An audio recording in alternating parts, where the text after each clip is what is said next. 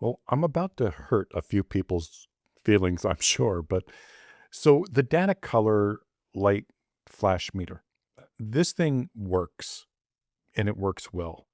Now, I get the messages all the time going, yes, but is it scientifically accurate? Accurate to what? The camera? To another light meter, color meter? What? It does the job. It tells me where the lights are. Here's the thing. I need the lights to match.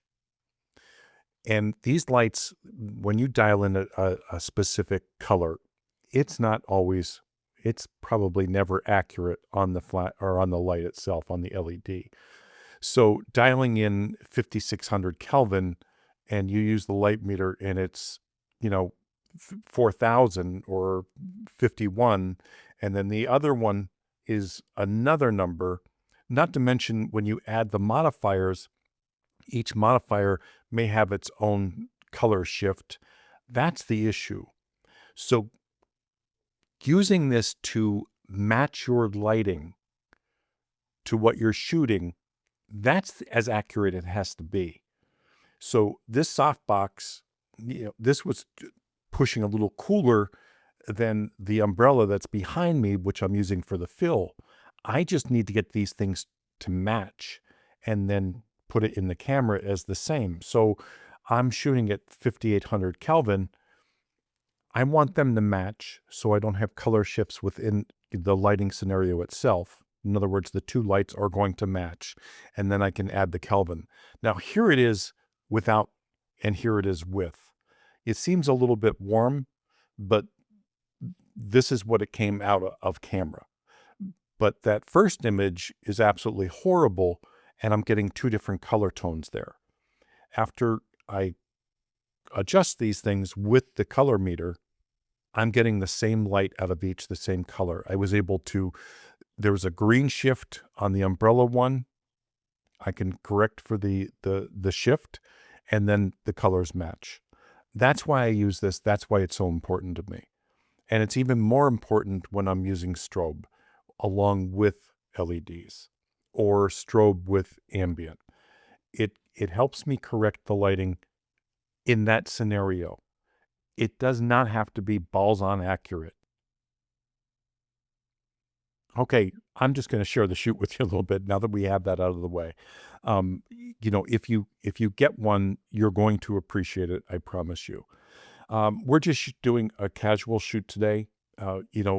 We have a product shoot to do at the end, but we figured, hey, let's get some fun shots in prior to that.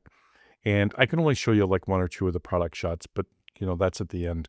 And it's for a brand, so I don't want to put it out there too early before they get to use it. And you know the scenario. Anyway, so the casual fun shoot, I'm using the Leica SL3 with the Lumix 50mm 1.8. I'm shooting at ISO 200 because I opened up to f2 on this, and it was just working. Now, for this, I threw in the V-flats. Now, again, you don't need V-flats. You can get pop-up light ones, whatever, but you can see I'm trying to fill in the backdrop so I don't lose the tone in the backdrop.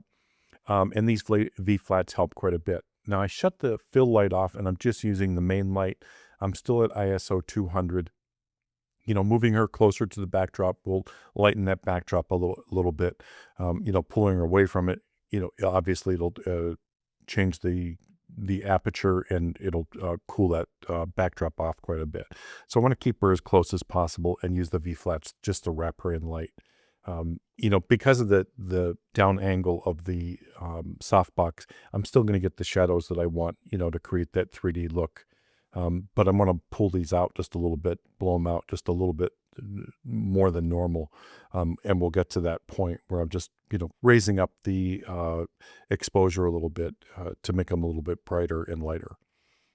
Anyway, I'm turning her away from the light, and you have to explain this to your subjects often because they're so used to turning towards the light.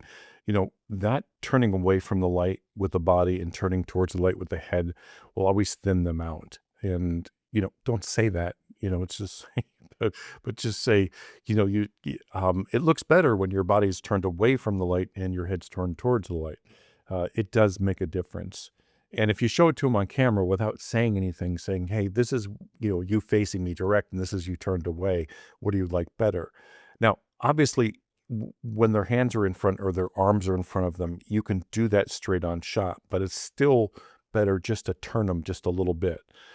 That shot I loved, but now with the hands on the waist, it creates um, that hourglass kind of look without actually having the hourglass.